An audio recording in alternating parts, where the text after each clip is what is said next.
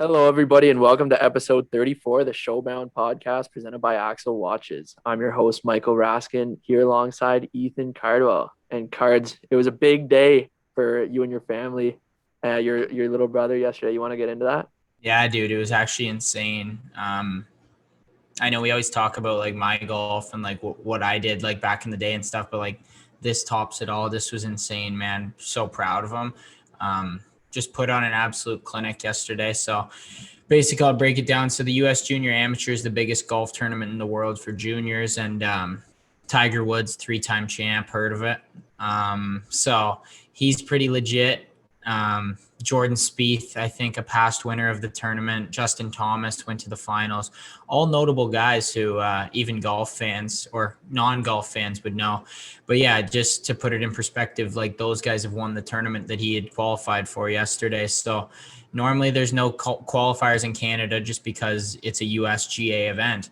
And with COVID this year, they decided, since all the Canadians go to the States anyway for the qualifiers, they didn't want to have to make them soak the 14-day quarantine when they came back. So they said, why don't we just do a tournament in Canada? We'll do one local qualifier.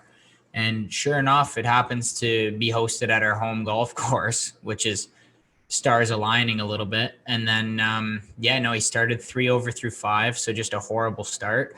And then rattled off 6 birdies in a 9-hole stretch, just like Raskin would have, and finished the day with a 69 and came second on the day. So very impressive there. I was super pumped. I was so nervous. I felt like I was going to puke just because like I want him to do so well. And like normally when I'm playing, I have the control over it. But when it's him, I'm like, oh my God, don't shank it, you know? Like it was intense. And then I also got to give When's the big tournament? The big tournament starts July 19th to the 24th. It's a 6-day event, 2 days of stroke play, and then it goes into match play. It's in North Carolina, Pinehurst Village. So it'll be pretty nasty, man. It's going to be so hard. And I think I'm going down to caddy for him there too. So get a double vax in the quarantine. We won't have to quarantine on the way back because they're changing the rules as of like July 5th, I think, or something. Yeah. And that's insane, bro. Like, good for him. Shout out Tanner. You haven't even said his name. Yeah, Tanner Cardwell, plug him. Follow him on Insta if you want. But also a shout out to Marshall Bath too. Came first, another member at the club, and he just played phenomenal as well. So very exciting day in the golf world for the Cardwell family and all of kind of Oshawa Golf Club. It was pretty special. Yeah. So I wanted to say something funny that happened last week. It was on Thursday. So most of the listeners know we posted that funny clip, like the millions billions clip where we couldn't figure out how to count. Basically, it was pretty funny, and it actually got like a good amount of views across all the platforms. And so sure enough, I'm in accounting right now. I'm doing my master's at Guelph University, and we have this, like, it's called coffee chats, like every week with the professor. It's like it's not mandatory, but a few people can drop in and just talk. It's online, so that's what she likes to do to get to know us. So I drop into this thing. It's our first one. Yeah, Raskin's there, guys, because he's a kiss ass. That's why he's there, just sucking up for a good grade. Hey, what's wrong with that, man? Anyway, but no, I wanted her to get to know me, the professor. And so she follows the podcast on Twitter. I didn't know that, but because like a few of the professors know about it because I talked to them about it before. So she followed it on Twitter and she saw the clip and she's like, it's pretty brave of you to drop in here. She called me Rask, by the way, which was hilarious. But she thought it was pretty brave of me to drop in when to an accounting thing when you can't even tell how many millions are in a billion or whatever. She was like chirping me for this clip in front of the whole class, caught me completely off guard. It was insane. So she's just giving it to you. I love that though, dude. I was looking at it too. I was right in that clip. Well, when you said 1,000 millions, that's when you were right. It took you a bit. Yeah, but then you go no. And well, this guy's getting his master's supposedly, and here I am, OHL education, as I was getting chirped for. Meanwhile, yeah. I'm the one who got it right, and Rask calls me off. He goes, no. So then I'm thinking all day, I'm like, what? I'm like, hey, what? Whoa. In fairness, you got it wrong first. You said 10 millions in a billion or 10. Oh, yeah. Okay, yeah. I made a mistake at first. Then I said 100 millions in a billion, which was correct. We're not getting back into this. It's a joke. Okay. All right. Okay. Anyway, we got a big episode for you guys coming on. We got a doubleheader. We have Owen Tippett of the Florida Panthers coming on. It's his second time coming on the show. And we also have the first female drafted to the OHL, Taya Currie, coming on after that. So doubleheader, lots of good entertainment this episode. Hopefully we won't be doing any math, but it's going to be a good one. Yeah, if the two guests throw any numbers at us, we're in big trouble here. But I think we should be in the clear in that sense. But I wanted to talk quickly about, or not quickly, we could dive into it. We can give some terrible predictions if we want about the NHL playoffs here. So yeah, I have it noted down. So before we talk about the Vegas Montreal game tonight, which is Tuesday as we record, let's talk about last night's game, the 8-0 domination of Tampa versus New York. I mean, first of all, yeah, what do you think about it? I watched like a little bit. I was just watching it on the TV and they kept scoring. I'm like, oh, that's good. Oh my God. And then I think like after the fourth goal, the Isles are like, just, okay, we have to dial in game 6. We got to win, whatever, put this behind us. Let's focus on the future, not in the moment. And they just kind of gave up on the game and it just turned into a slaughter fest. But yeah. I think it's safe to say everyone kind of agrees on that. But I wanted to get your opinion on, was it the Barzal? It was Barzal, right? His situation. What do you think? I mean, just loss is cool there, and I don't know what he was thinking, man. It's soft call though. Come on. But I saw it slow down. He got the stick right in the cheekbone, like he got him way up in the face, like for real. It's a battle though. It's the playoffs. He got booted, no? Like he's booted. Yeah, he got 5 in a game. I mean, like I think that's the right call. Like it was behind the play. It had nothing to do with the play. That's the thing. The puck wasn't near it. It was away from it. Like I think it was the right call just because it had absolutely nothing to do with the game. Mm-hmm. I don't know, man. Like it could have gone either way. Like I'd say, yeah, it's a tough situation in the Isles for them. He's in next game though, right? Or no? Yeah, there's no. I mean, they haven't. I don't see that being suspendable. Yeah, okay, that's fine. But I just see like I don't see the Isles winning. Like they just got demolished. Like I don't see unless they just get that trap going. They don't give them any offensive chances. I see Tampa winning in 6. Okay, so you might have just cursed them. The Isles are going to win in 7 now. Listen, here's the thing that I saw on Twitter. I can't remember who said it, but I mean, yeah, obviously Tampa was dominant, but 8-0. The tweet was like 8-0 or 1-0. It's just one game. That's game 5. And the Islanders aren't going to be like, okay, they're way better than us. It's just they lost one game. It doesn't really matter what the score is. So I think they're going to come right back and win game 6. Honestly, I think this. I said it at the beginning. I said the series goes 7. I stand by that. You actually did call that, so I'll give you credit for that. I said Tampa in 7, if we want to remind everybody, but who knows? Hey, it's over now. It's over now. It's over. We just doubled down Tampa. I'm sorry. So if you're a betting man, I would definitely hit the Isles after that. So because everyone knows we're the worst ever at that. But what about Game 5 goes tonight, Tuesday, Montreal versus Vegas. So do we even want to make a prediction? Yeah, it's in Vegas.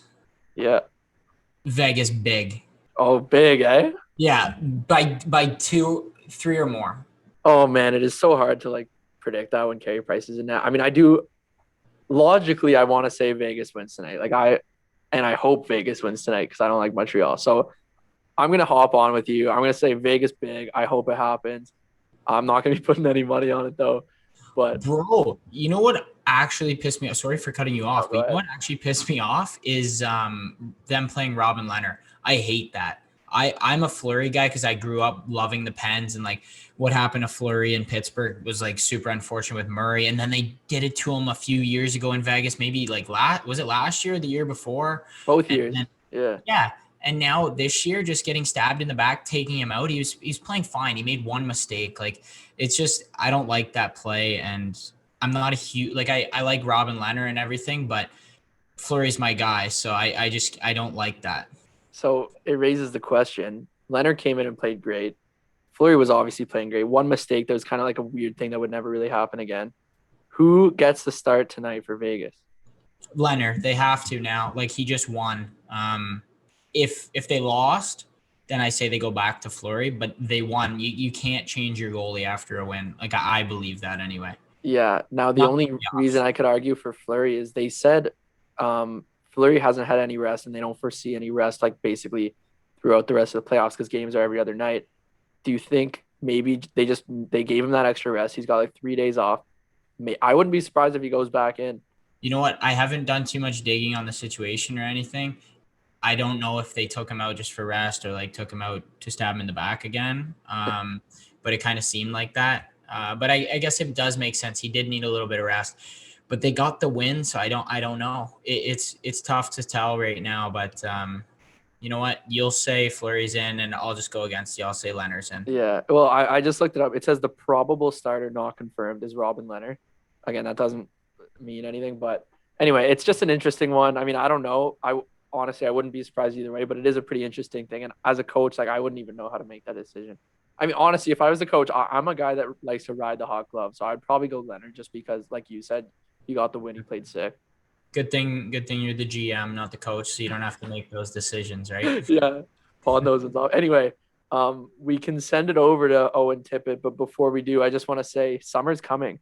Are you ready to unveil your beach bod? You're in luck. Our friends at Manscaped just launched their 4th-generation performance package, which includes the Lawnmower 4.0. You heard that right, the 4.0. Complement your dad bod or six-pack with a trim from the leaders in male grooming. The sun is shining and calling your name, fellas. Join the 2 million men worldwide who trust Manscaped and get ready for hot guy summer by going to manscaped.com for 20% off and free shipping with the code Showbound. It's time to bundle up with Manscaped Performance Package 4.0. Inside this package, you'll find their Lawnmower 4.0 trimmer, Weed Whacker ear and nose hair trimmer, Crop Preserver ball deodorant, Crop Reviver toner, Performance boxer briefs, and a travel bag to hold your goodies. Now, they sent Cardsy and I all these things. We use them all the time. They're pretty sick. I can't lie. One word, legitness. Legitness. That's all I got. That's all I got. And yeah, so first off, the new Performance Package 4.0 includes the Lawnmower 4.0. This trimmer is insane, and dare I say, the GOAT of ball trimmers. Yeah, I said it. Their 4th-generation trimmer features a cutting-edge ceramic blade to reduce grooming accidents thanks to their advanced skin-safe technology.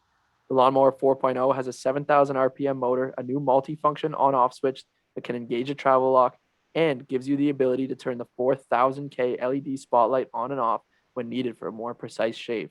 Did I mention this trimmer is waterproof too? In the shower or in the wild, and from your chest pubes all the way down to your ball fro, the Lawnmower 4.0 is the best trimmer for you. Want to take your grooming game even further to the next level? The Performance Package 4.0 also includes the Weed Whacker to chop your worst weeds up in your nose and ear. The Weed Whacker is also waterproof and uses a 9,000 RPM motor-powered 360-degree rotary dual-blade system. This nose and ear hair trimmer provides proprietary skin-safe technology which helps prevent nicks, snags, and tugs in those delicate holes. Seal the deal with Manscaped's liquid formulations. Before heading outside, use Crop Preserver ball deodorant to keep you on your game in the heat. Then after trimming the lawn and whacking the weeds in the heat, give your beach balls a boost and use Crop Reviver. Manscaped even threw in 2 free gifts in their Performance Package 4.0, the Manscaped Boxers and the Shed Travel Bag. Bring your comfort and boxers to another level. Get 20% off and free shipping with the code Showbound at manscaped.com. That's 20% off and free shipping with the code Showbound at manscaped.com. Escape the shrubs and weeds this summer and shine with Manscaped. And with that being said, let's send it over to Owen Tippett. All right, and our first guest of the day, we're pleased to be joined by Tipper. Welcome back to the pod for the second time. How's things? Not too bad. How are you guys doing? We're hanging in there. I mean, me and Rask really excited about this episode. Get you back on, talk about the season a little bit. I know you just got out of quarantine, so how was quarantine? Pretty boring. I mean, can't really do much and stuck in lockdown, so made the most of it though. Yeah, and I know you were mentioning before shortened summer a bit. So when do you have to head back? I'll probably head back like end of August, early September. Okay, so you still get a little chunk of time here. Hopefully, get a few golf rounds in this summer and work on your game. I know it's coming along well, but just finished up your first NHL season, like full on, full timer guy, and did really well. And you started to come on hot at the end. So how was the first full season? It was good. I mean, obviously with the COVID year and everything, the shortened season, it was a little bit different experience than the normal year. But I mean, it was great to get to know the guys and, you know, play full time, like you said, and just get my game to where it needs to be and just realize what it takes to play at that level. Yeah, and you kind of, like we said, you dialed it in at the end. Like, what was that like? You finished the year on a line with Huberdeau and Bennett, no? Yeah. Like that's not too bad players to play with. So what was it like playing with those guys every night? Oh, it was awesome. I mean, like you said, to finish the year with them, they've been around the league for a while. They can help you, and when you play with guys like that, they're gonna make you better, and hopefully you can kind of pitch in and get some chemistry with them. But no, it was good. We had a good run through the playoffs there, and we got to get to know how each other play and go from there. Yeah, and I think you guys got a good team for a long time coming now. But just quickly, I wanted to touch on what's summer looking like for you. I know a lot of the fans are asking too, just what you're up to right now, and what a day in the life's going to look like for the rest of a few weeks here. Yeah, just got back in the gym today, and with the shortened summer, I guess there's you don't have that much time at home, so just kind of make the most of it. See people you didn't get to see for 9 months during the year, and just get out for golf, like you were saying, skate, gym, hang out with some buddies. That's all it is. Yeah. I'm curious, since you mentioned Sam Bennett cards.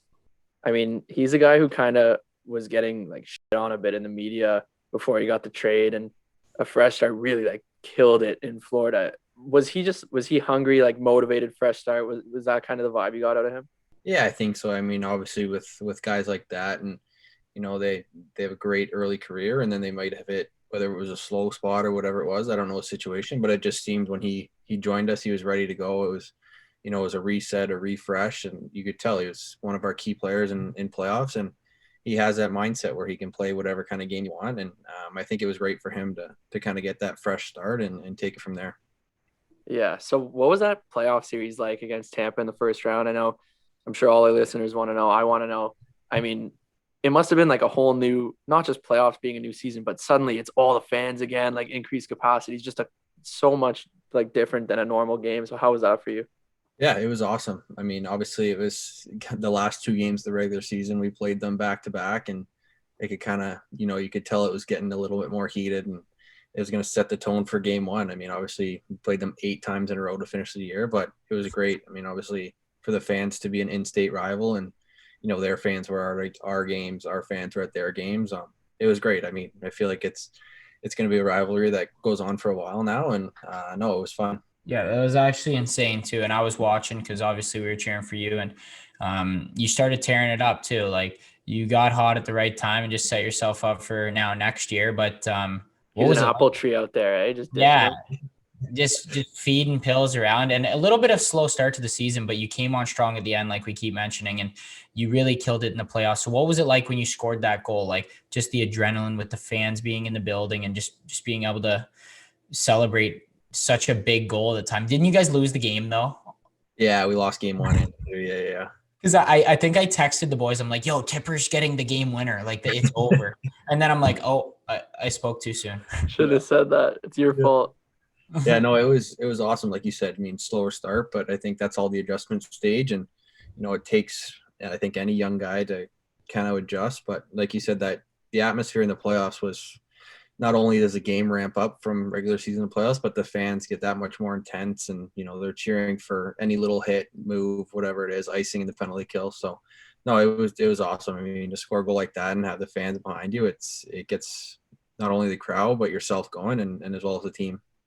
Yeah, and I don't know about you, Rask, but like I still like watching that series. I think that's still the best series of the whole playoffs, in my opinion, just because we hadn't seen that type of hockey in so long, just like that physical, that tough, with the fans back in the building, with the energy and everything. It was exciting, man. We said that because we were watching our North Division games, and there might have been a bump in the first like 4 games of the Leafs series, and we're watching the Florida Tampa, and everyone's going crazy. It was like the best hockey I'd seen in a long time.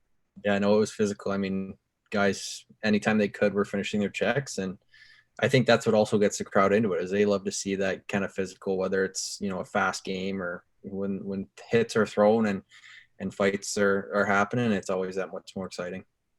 Yeah, and one thing we wanted to talk about, like kind of the whole year in general, like Florida stayed open during the pandemic for the most part and kind of let everyone do what they wanted. So what did it look like for the Panthers? Like, were you guys still locked up, or what was a day in the life like in a COVID season, but in a state that was wide open? Yeah, I mean, obviously everything's closed, but we still had rules or everything's open, sorry, but we had rules and protocols we still had to follow. I mean, it was a lot easier for us to maybe go grab dinner here and there or whatever it was than other places. But you still had to be so careful on what you were doing and who you were going around, just because, if there's an outbreak and you're the cause of it, it's not gonna end well. So no, it was good. I mean, near the end of the year, the league kind of opened up restrictions a bit, but you still had to be so careful on what you're doing, and you had to be smart about where you were going and stuff. So yeah, and one thing that just popped into my head actually was, I think I asked maybe Jonesy this a few weeks ago or something, but how quickly into the season were you double vaxxed? it wasn't until, I want to say, May I had my full vaccination, but it was guys were wondering what it was or when it was going to happen and stuff like that. But no, it wasn't until, I want to say, a couple weeks before playoffs that it was fully out. So, and another thing is, I've actually just never thought about this, and I don't think a lot of people have. Is it like okay, you're getting the vaccine thing, or do guys still have choice on it? yeah, no, it was highly recommended, but guys still had, their opinions, and that's their opinion. But it wasn't mandatory at all. Guys could get it if they wanted to. They just made it available for us. But no, guys, there were some guys that didn't get it and some guys that did. And, it's fine. As long as some guys are getting it and doing their part, that's what it is, right? Yeah, it's all personal opinion. I know you got some stuff on maybe one of the guys on the team here, Rask. Yeah, and before I actually ask my question, I just want to reference for the fans that we did have Owen Tippett on, like I said earlier in the show. We had him on for episode 5, where we kind of go in depth into his whole career. So if you guys want to check that out, because we're not going to repeat it, episode 5, because I know we have a lot of new listeners since then. But yeah, I wanted to ask about Keith Yandle. I mean, funny guy, like a known funny guy in the media. What's he like privately in the room? What's he kind of like? Yeah, he's awesome. I mean, he's a great guy, and I mean, obviously, in the media, you see what kind of a jokester, prankster he is, but he's the same guy in the room. I mean, obviously, when there's time to be serious, there's time to be serious, but he's always looking to crack a joke or put a smile on a guy's face or any way he can. Really, he's just all around great guy, and he's a good guy to learn from. So there's all this thing about him getting scratched, and he's on his Iron Man streak. Does that affect you guys in the room? Because we were all pissed. I think we even talked about it. Like, why would you scratch it? He's good too. So what? Like, take us through that from a player's side. Yeah, I mean, it was tough to see a guy go through that. I mean, obviously, you're going to be with him all the way by his side, but early on in the year when that whole discussion was happening, the guys were, it took a toll just being, what's going to happen, what's going to do that, but you still have to focus on playing. And thankfully he played the whole year for us. He kept that streak going. And no, just like I said, a great guy overall and a great defenseman. And one more thing, I just want to know, what did you guys get him for his 1,000th game? Yeah, I don't know if you guys saw it on, I don't know who posted on NHL, but it was, we got him a golf cart, like a custom golf cart with the teams he's played on, and then 1,000 games. And then the guys got him a watch as well. Okay. That's probably an Axel watch for the 1,000th game, I would assume. Yeah, exactly. Axel. Actually, that's hilarious, Ross, that you say that. And I know Tipper has his Axel watch and been rocking it. And Tipper will be soon to his 1,000 game mark as he's coming up on it closely now. But I just want to hear, Tip, like, first full year, like, was there any just like, wow, like, I've played here before, but now, like, this is my life now, like, moments where you're just like, or just any funny moments throughout the year that you just really thought were a good time?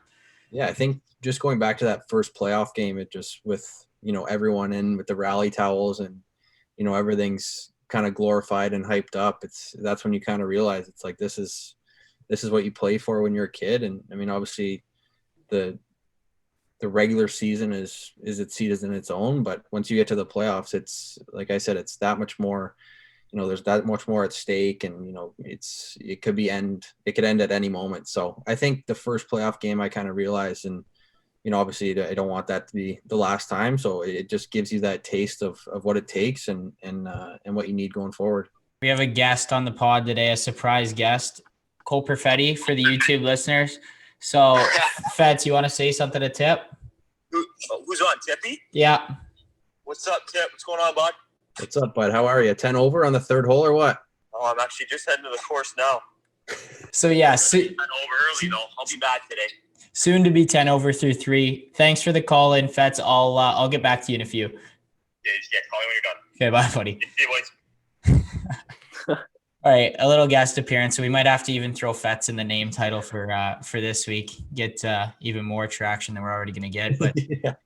I know we talked about your rookie party in the A last year.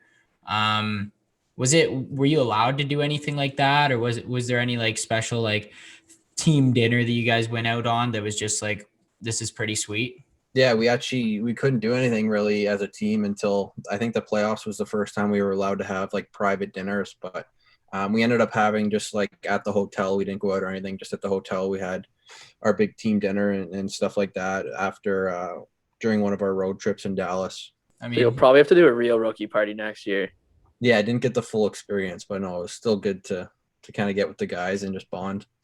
Tipper won't be a part of the rookies next year though. He's a vet now. But they're gonna make him do like I guess he'll still in the rookie party. He'll still have to Yeah, fork up some money for dinner. Yeah, we'll see. Yeah, I had to pay for the dinner this year, so we'll have to see what happens next year. that would have been a soak for sure. I know we were talking about paying like a decent amount in the Always Hungry League. I can only imagine how much you upped the ante this time. Yeah, exactly. It's always better when there's more guys, though. Oh yeah, Yeah. Should we take it to some fan questions here? We had a ton. yeah. I mean, let's hit him with them. Yeah. So, full year show pay under the belt. Did you treat yourself? Get anything nice for you? Maybe a couple new tattoos. No, not really. Just kind of saving it up and go from there. You didn't want to buy Reeds a new tie? No, I'll buy cards around to golf this year. You too, Rask. We'll all get out.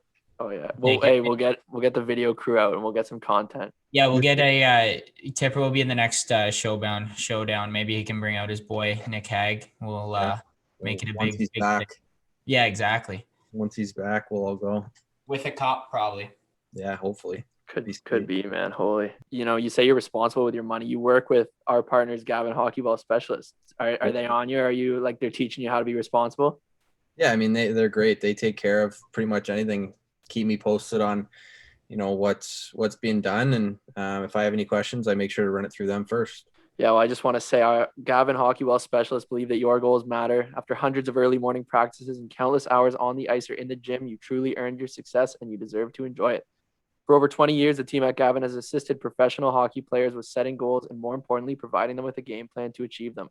Whether it's a house, a car, a cottage, or even supporting your family, it is all within reach when you partner with a pro. Check them out at gavingroup.ca.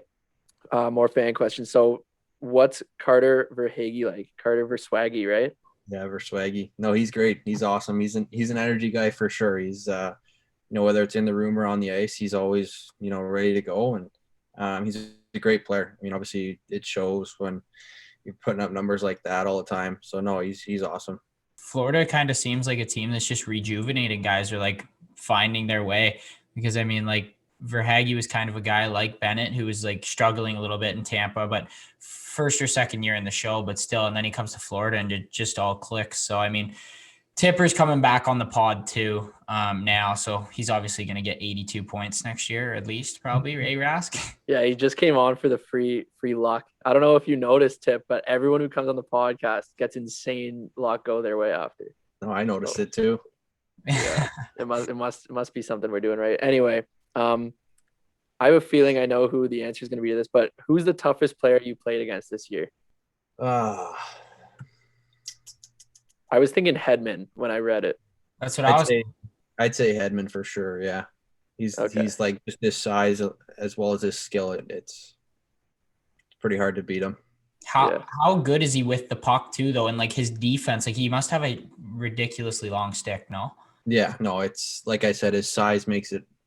Whether it's a long shift or whatever, he's just tired, but he still has that reach that can break up plays and make great passes out of the zone. So. Mm-hmm. Okay, I got a question, because the next fan question, I'm going to kind of put my own spin on it. It was, what was it like playing against Kucherov and Braden Point in the playoffs there? But I'm curious, you look across on that lineup. I mean, you played so many times against Tampa. You're looking at Stamkos, Point, Kucherov, like Hedman. Are you thinking, oh my God, like I'm playing against superstars, like this is great? Or are you just like, I'm one of these guys. I'm in this league with these guys. How do you kind of see that? Yeah, it's funny. Like I think it was my first preseason when we played them. Obviously, you're a little starstruck. That's the first kind of taste you get against playing guys like that. But no, I think as you play more and more, I mean, we played them a bunch of times this year with the shortened season and the divisions and stuff. But I think as you play those guys more and more, you you kind of settle in and be like, okay, I'm not a fan anymore. I'm just I'm with them. I'm playing against them, sort of thing. So it's funny, like you say that, like the first time you play them and you're on the ice with them, you may be a little starstruck, but you just kind of get used to it and worrying about playing your game instead of who's on the other side. Yeah, and then you're asking the trainer after the game to get you Stamkos' stick, and you can sleep with it later. Do you have any game day superstitions?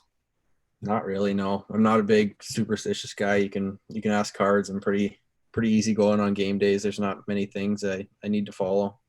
Yeah, Okay. no. Tipper is pretty straightforward. And actually, I had a question. As a fan, a big fan of yours, what was better, playing in Florida in the playoffs, game 1, or playing in the Dow in the playoffs? The Dow, you can't beat the Dow. I mean, no, it's close. I mean, obviously, like I said, when you hit playoffs, every fan kind of turns it up a notch and stuff. I mean, same atmosphere. I'm sure if the Dow could hold 16 plus, it would be just as loud. Hey, and honestly though, like Florida was like you guys never got crowds or before like this year, and then you guys like started playing good and stuff, and like team of the future too. This is a team that's gonna be good for a long time, and just fans started coming, and then it was like sold out. No. Yeah, the last couple of years we've gotten a better crowds, and it's just like you said, when the team's doing well, it brings a bigger crowd into the stands, and that's what guys want. So it's a driving factor for sure. Mm-hmm. And we see Barkov just won. He won the Selke, yeah. Mm-hmm. And so firsthand being with him in practice, like, is it noticeable in practice that he's putting in that extra work, or is he just that gifted? Yeah, no, he's that gifted, but he also puts in the extra work. He's always there, first guy in, last guy out, sort of thing. But no, he's awesome. Like if you play with him, you realize, if you put this guy in a different market, he could, already be talks about the Hall of Fame or whatever it is. But no, he's well deserved that he got the Selke. I mean, I know he's been up for the last couple of years, but you just see it when you play with him in practice and in a game, how good he actually is. Yeah, it's pretty remarkable, the stuff he does out there on both sides of the ice. And I was wondering, because I don't think we talked about it in the first episode. We might have, but did you end up having a roommate this year, or were you on your own?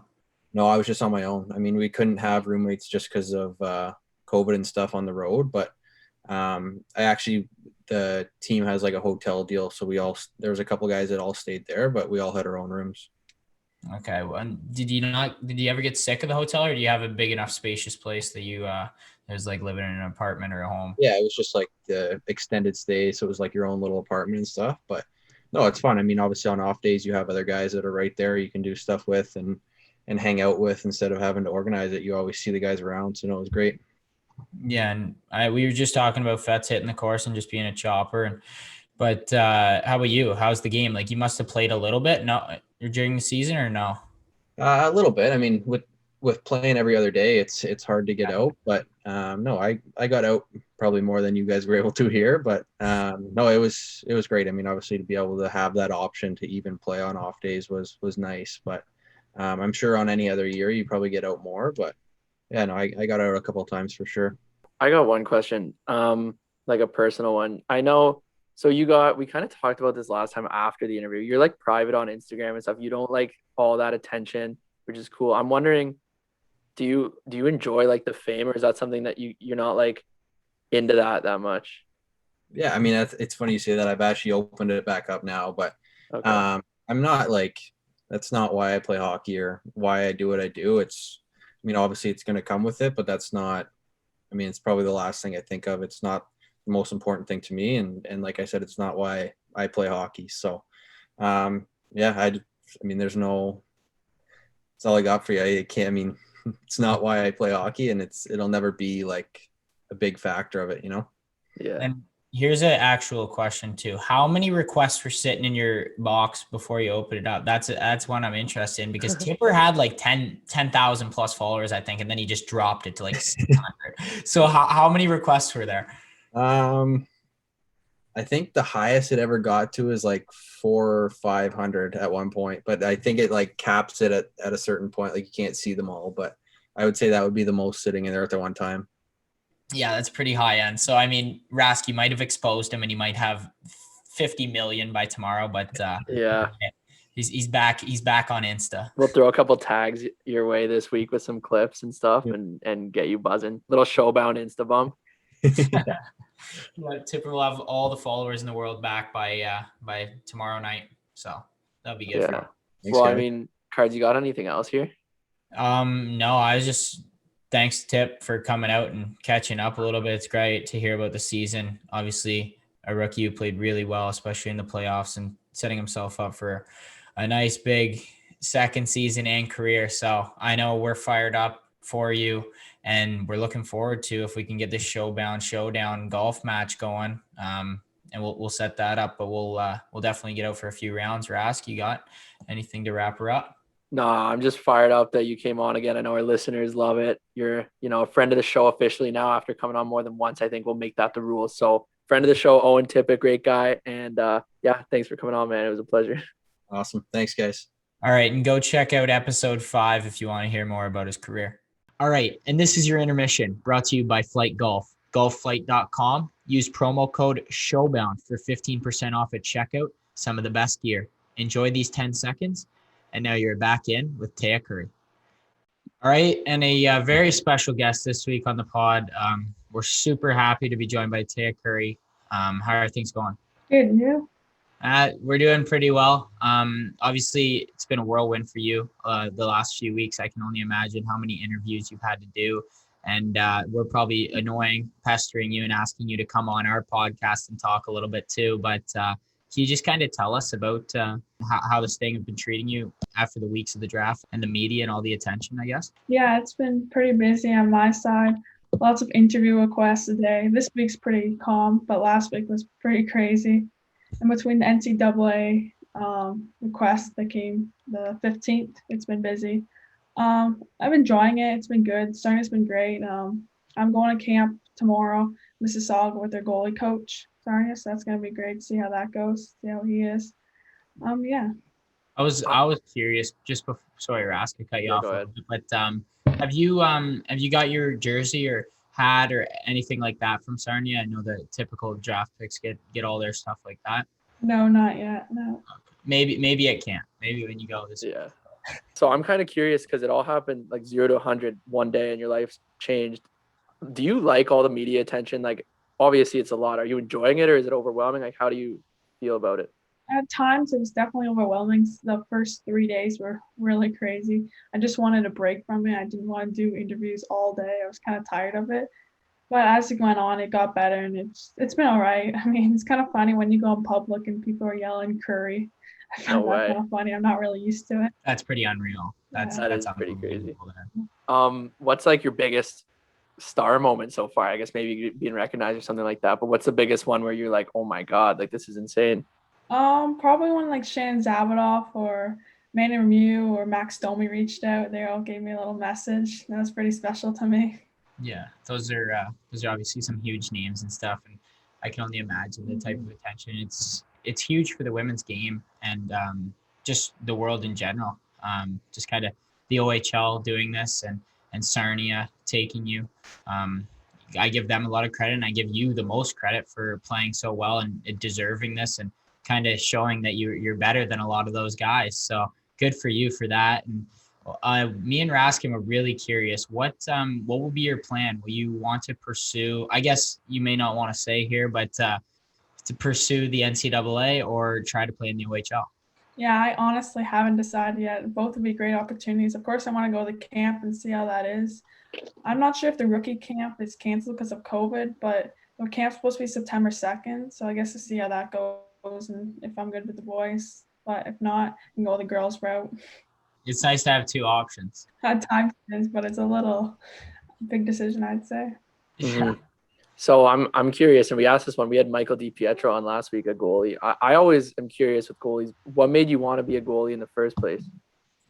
Ever since I was little, I think I played like 2 practices as a player, and I didn't like sitting on the bench. Like I felt like I couldn't do anything for my team, just sitting on the bench. I need to be part of it all. So when I got in that, I just love the shots, and I just love that I can actually control the game, and I can actually help out my team a little more than sitting on the bench. And last defense was pretty important to me. Yeah, I'm pretty comfortable sitting on the bench. I think anyone who's seen me play hockey knows that's kind of my role, but you get to run your mouth out there, so it's not too bad.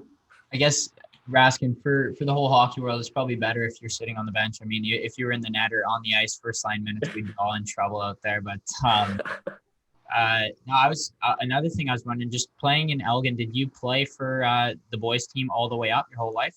Yeah, ever since minor Adam, I've played with Chiefs. Okay, and how was that for you, just growing up and playing for the same team the whole time with the same group of all guys, and then you?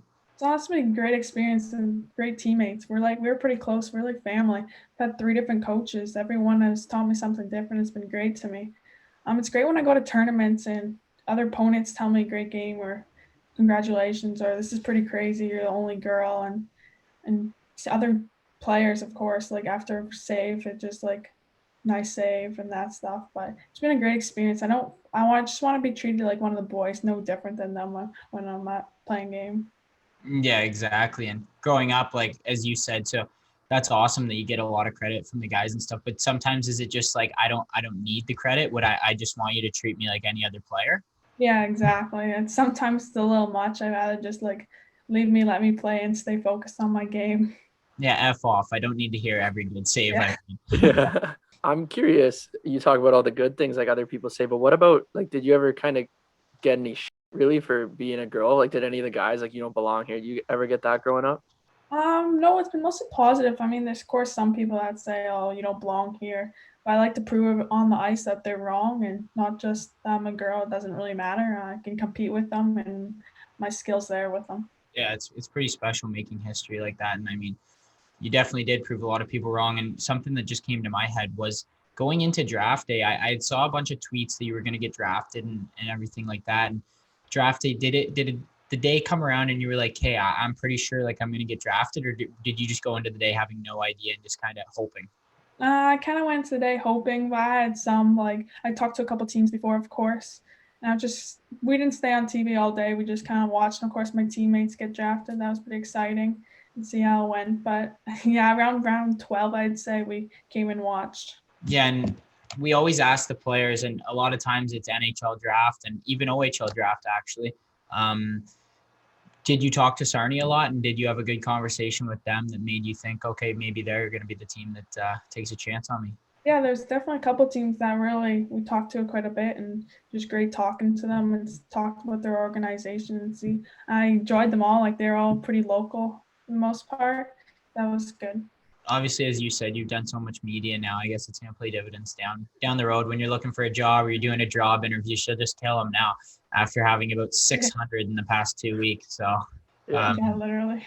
And Rask, I know we had a crazy amount of fan questions. Obviously, everyone knows who Taya is and wants to know more. So I'll let Rask fire off some fan questions. I know we kind of cut them down because we didn't want to keep you here all day. Yeah, one of them was, and I wasn't going to ask it, but I'm just curious since you said the local teams. What was your favorite OHL team growing up? Did you have one? We watched a lot of the London Knights since they were local, like 45 minutes away. But Sarnia was always a great opponent when those two came together. But we mostly were at the London Knights games. Okay, cool. One of the questions was, when did you start playing with the guys? I mean, you kind of already answered it, but follow up was, did you ever think about switching to play girls hockey? Yeah, so I played in novice. I played on both girls and boys, played 2 teams. And I definitely enjoyed the boys side of the game a lot more, so I decided to stick with that. And then when Bantam came along, I played a couple other girls, but they all didn't like the hitting. And I decided like I can do this because I'm a goalie. It doesn't really affect me. Mm-hmm. So I decided to stay with it. That makes me wonder, in novice, were you the starting goalie for 2 teams that year? Yeah, well, Little Park Hill doesn't have many goalies, so I kind of had to play for 2 teams. That's absolutely nuts. So you must have played like, what is a typical season, like 35 games? You played 70 games that year? That's insane. And how about practices? How are you doing that? Well, I always chose the boys over the girls side because the shots were a lot better and it just a lot more like, I felt like more it was hockey. The girls didn't really care. It was just kind of like a side thing for them. So I usually went to all the boys' practices and try to get as many girls practicing as possible. Questions just keep popping up into my head because I got so many now. But when you skate in the summer, do you skate with more guys or more girls? And can you notice, like you mentioned, the shots are harder? Does it sometimes throw you off if a girl shoots on you, maybe just because it's coming at a different velocity? Yes, that's kind of a good question. I practice always in summer. I stay with the boys.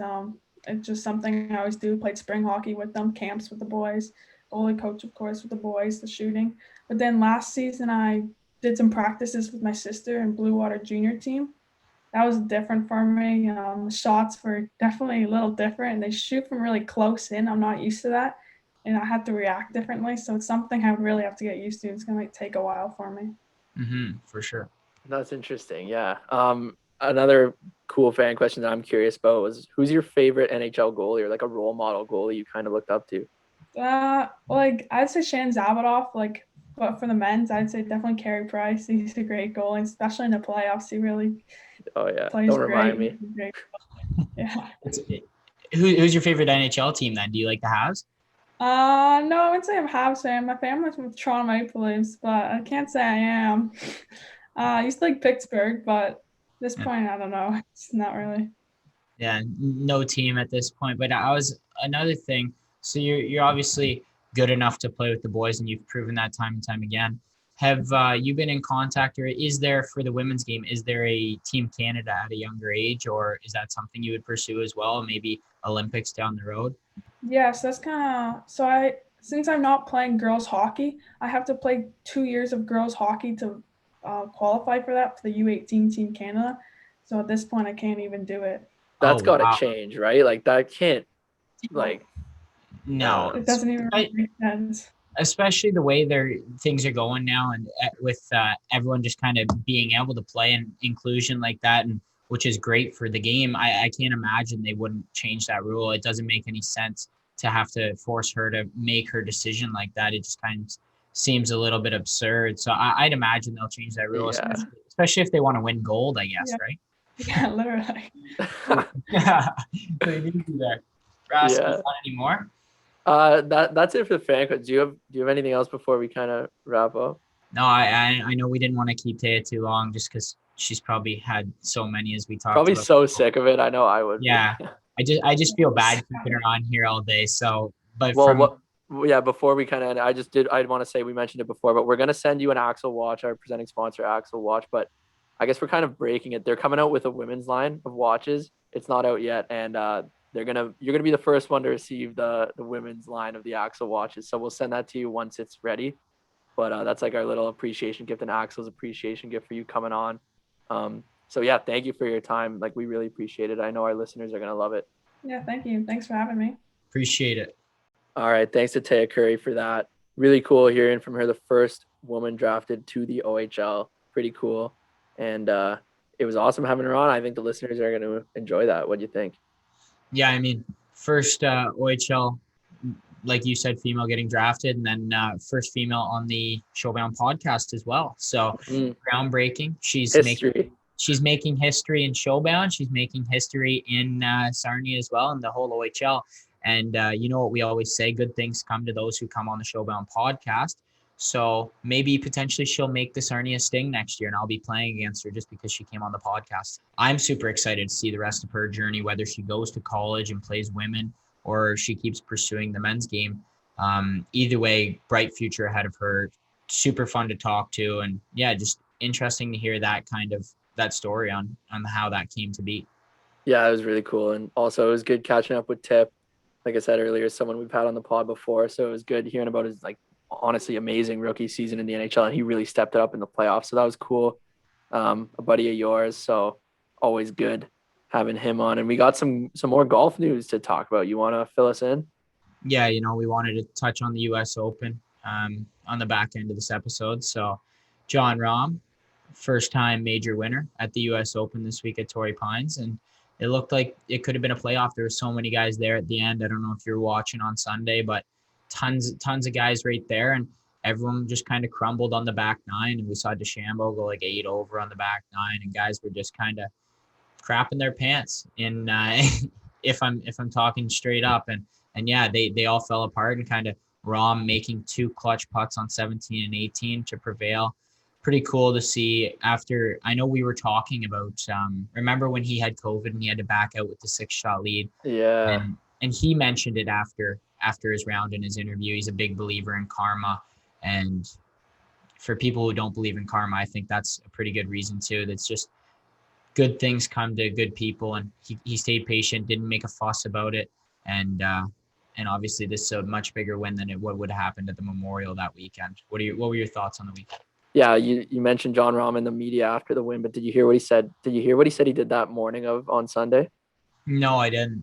He said he woke up and was watching a Call of Duty tournament on Twitch. And I know you shit on video games. I have the clip right here. Actually, I'll play it for the listeners. It's pretty funny.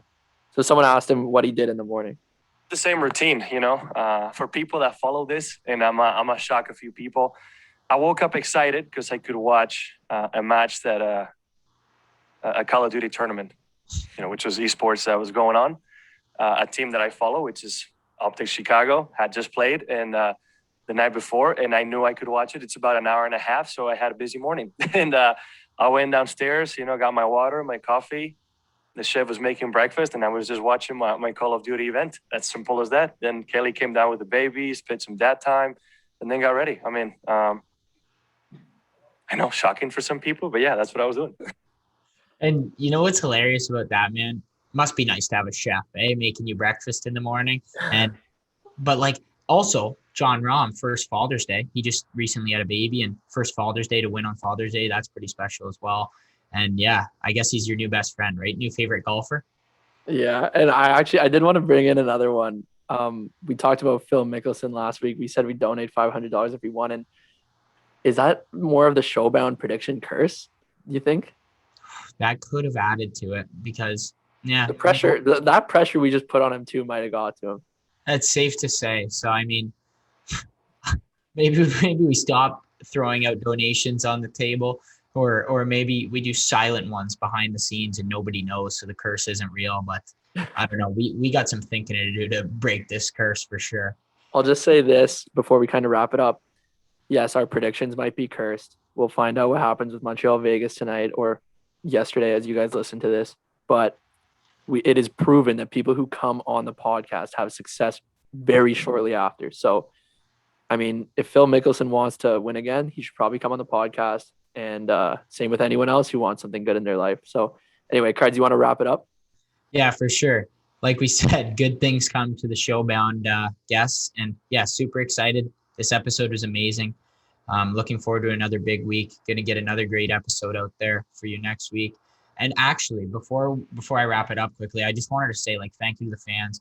I saw a few fans at the driving range the other day, and it was pretty special. I didn't catch their names or anything, just quickly, like COVID, you can't be talking for much too long and stuff. And they recognized me and go, "Are you the guy from the podcast?" And asked if it was Rask and the other guy I was with. And I was like, "No, this isn't Rask," but pretty special moment there. So just cool to get that recognition, and like Taya, just feel like a celebrity a little bit. But no, so that's why we're doing it. We love the support from you guys. And as long as we keep getting that, we're going to keep doing what we do. So enjoy the week, and we'll be back to you next Wednesday. Signing off.